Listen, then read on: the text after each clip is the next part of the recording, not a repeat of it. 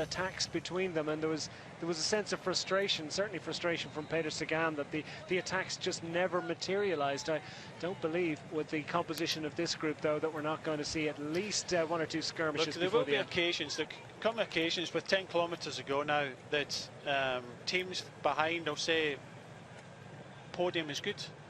And you know, you mentioned that time about the Het Nieuwsblad when Van Aert never went through, and were they happy with you know, that podium position? That's what you have to consider. What's happening in team cars behind? Are they happy with a podium? Are they going to try and win? And I think the riders in the breakaway are going to try and win this race today. Inside 10 kilometres to go in E3 Harelbeke for 2017. 3 riders up front, still managing that 1.5 minute gap to the 2 riders. Their breakaway companions, erstwhile, Lucas Posselberger and Luke Durbridge. Well, they've closed the gap by just a few seconds, but it's not significant. So there's enough effort going into the pedals from Philippe Gilbert on the front here in the Belgian national champions colours. Greg Van Avermaet in the sunglasses, the white sunglasses. On the right-hand side, a picture from BMC. And Oliver Naesen, young interloper, 26 years of age, on flying form at the moment for AG2R. Didn't look so strong on the final climb, but managed to get himself back to the 2 up front, so that makes it a trio. Group 3 have closed to within 2 minutes, so it's coming down a little bit as you sense that they're not absolutely flat chat here, but they have put so much effort in, mates, and well, they've got to try and save something for the big push. Drinks going on board for Greg Van Avermaet, stalking Philippe Gilbert, the danger man. Got to feel sorry for Durbridge and Posselberger, because I very much doubt they'll be able to hold off that Group 3, that main group with John Degenkolb behind, because it does look as if they could be caught before the finish, which means the group behind will be racing for 4th place. Yeah, 4th place is big World Tour points, as you say. The way the teams are focusing on, you know, racing for minor positions and the big haul of points, it's something that's been a bit of a discussion in cycling over the last couple of years. Do you think the UCI need a bit of an adjustment to the points, the way that the points are allocated? I think they have to look at it. I think we've discussed this before about the UCI points and how they you get big points for the you know, the Grand Tours, and you know, some of the other races you get big points, other them get small points, and yeah, that's, if you want to stay in the top 18 of the World Tour teams, you have to get points, and so that's what the teams start to think. That's the way they have been thinking for the last few years. I like to see people racing, and you know, just racing for the best possible place they can get, and actually racing for the win. But I think Gilbert is one of these racers. Greg's Van Avermaet's a racer, so is Oliver Naesen. We've got 3 racers, and this is great. 3 racers trying to win a big Belgian race, and no one's made the, well, Gilbert made an effort in the last climb, but in the last 10 kilometres everybody's waiting for their opportunity, and we're going to see a race for the win, which is, I think, is great. Well, it's not going to be contested by 5-time champion Tom Bonen, who's picked up in the group of chasers. 3rd group on the road. And as you say, they've got about just under 30 seconds to close on that duo in between themselves and these 3 leaders at the front of affairs. Just over 4 miles left for Oliver Naesen. Philippe Gilbert now on the front, and Gilbert's eyeballing Naesen to see what sort of clues and signals he's getting. Greg Van Avermaet, something similar. Trying to keep Naesen encouraged, and by the same token trying to accumulate as much information, so Naesen will be pulling faces. That's all he can do, and I think he's recovered a little bit now. He's doing his turn at the front now, but the pace is not super high. It would be different if the group was within a minute behind, but they've got a minute and 26 to Durbridge and Posselberger, almost 2 minutes to the Bonen group, so they can afford to finesse a little bit. When does the attack come? Who does it come from first? Maybe it'll come from Greg Van Avermaet first. Attack is the best form of defense, maybe. I wouldn't bet on it. I think of all 3 riders, Van Avermaet would be the happiest to see it come to a sprint. The other 2 not, so it's up to them. If they want to try and win this race, they'll have to think of the opportunity. But Greg Van Avermaet is going to come through, do his turn. This man distanced in the last climb, but managed to come back. So 3 very strong riders at the front of E3 Harelbeke. And what are the messages coming from the Quick Step team car, or indeed any of the 3 team cars? Are they can't do anything now, Declan. Will they leave it up to their riders? Let they them have decide? to. They have to. The tactics have been given last night. You can encourage them, but when you get into the last 10 kilometers, 3 riders, it's the feel. It's you have to be in that group of 3 to feel how the others are going, where there is an opportunity. And that's why we're seeing the cars just sitting. They're not popping around. They're not popping out trying to look at the other riders. There's 3 experienced riders here, and they have to trust them. They have to trust them. Yeah, there'll be very little information coming. Maybe some time checks coming now from the team cars. That's it. Just time checks. Everything else will be down to the rider now. Well, there'll be a level of satisfaction among the 3 teams. Quickstep Floors, AG2R-La Mondiale and BMC, that they've managed to get riders into the winning move. The question is, the nerves will be jangling too, won't they? Because nothing less than a victory will offer them satisfaction. All 3 riders at this point look as if they are, what are we going to say, guaranteed top 3 finishing positions. Well, I'd be inclined to commit to that one at this point, always assuming that they do ride it through to the finish. Naesen goes to the front through that left-hander. Will we see? Well, Van Avermaet puts himself in prime position to defend any attack. Sometimes on the way into a corner, or any technical section can offer an opportunity. Rider might attack into a corner or just coming off it if there's a little bit of a gap. The wind, a bit of a headwind there, so that's not going to be easy for any prospective lone attack. 5k to go. Still, Van Avermaet's going for the gels, going for the drinks. He won't be found wanting. Is there a sense that he might be just a little bit knocked, or feeling it a little bit more than any of the others? We're looking for clues. You'll only really know when you see the finish line what the truth is. Well, Van Avermaet did a monstrous amount of work when he managed to get himself in position in that group of 12, which was composed of 6 riders that left the peloton and 6 riders that were mopped up from the early break. Those 6 strong men whittled down to 3 up front.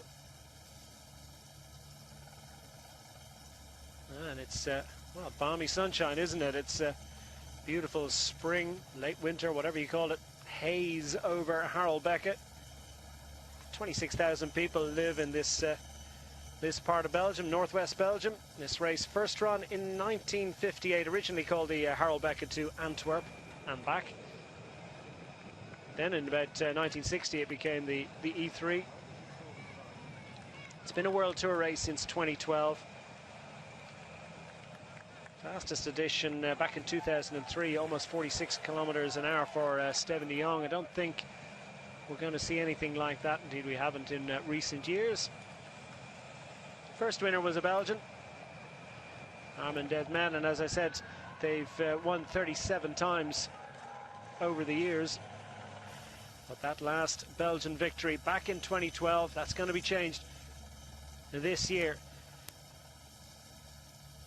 Most accomplished in this race among those riders is Greg Van Avermaet, sitting at the back of the group. He's a 3rd place finish from 2008. Van Avermaet would dearly like to convert that.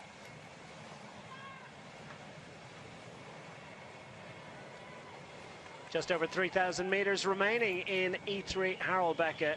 Inside 2 minutes advantage for the riders. Well, it's a total of 2 minutes to Group 3 on the road. Would be interesting to know whether Posselberger and Durbridge have managed to fend off the Group 3, the bigger group.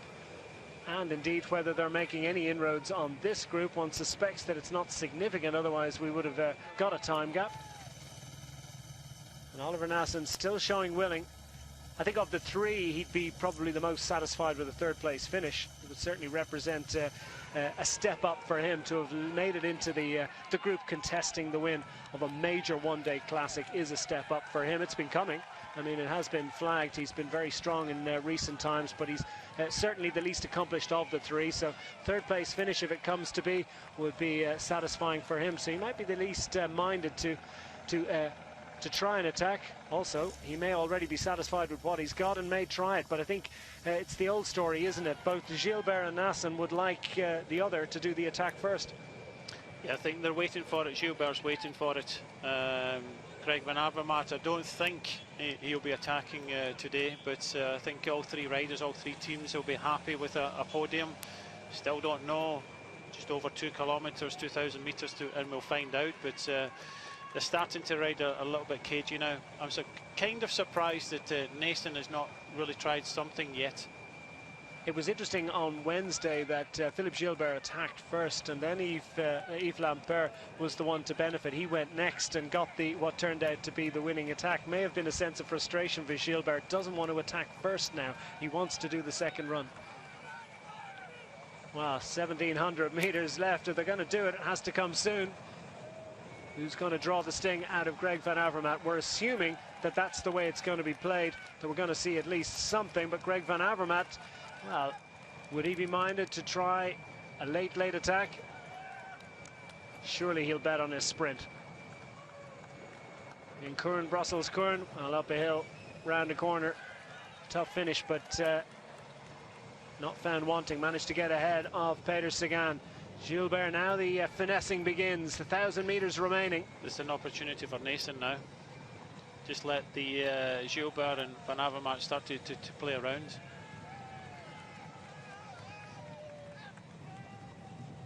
Gilbert doesn't want to sit on the front. Looks like he's going to have to.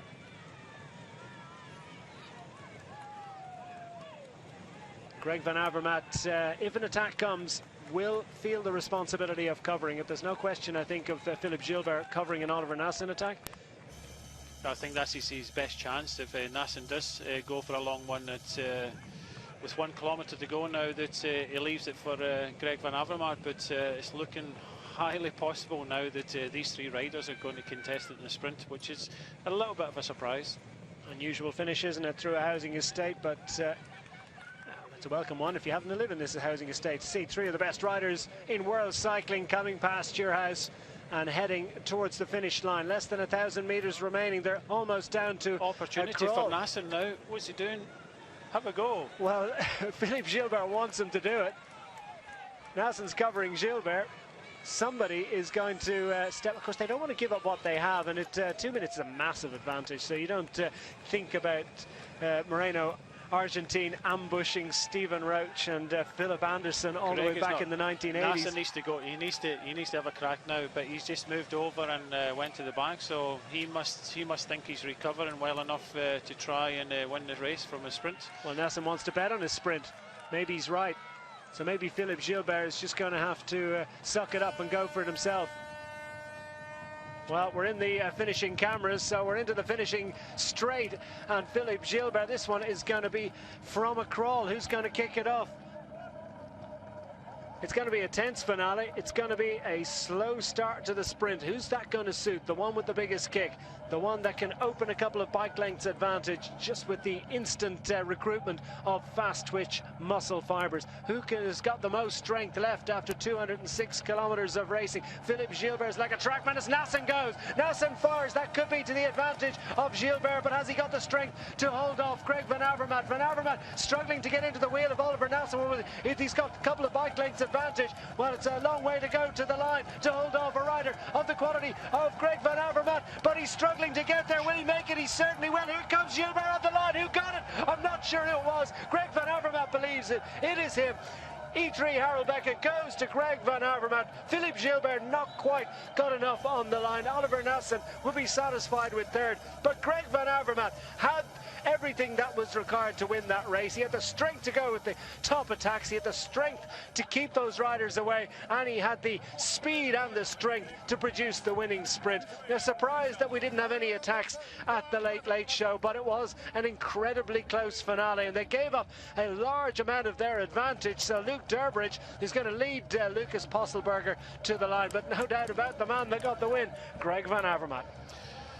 Yeah, you could see the reaction. He was really happy with that one. Close in the end with Gilbert, but just as we're seeing the riders coming up, I think that's Michael Valgren just for Astana there.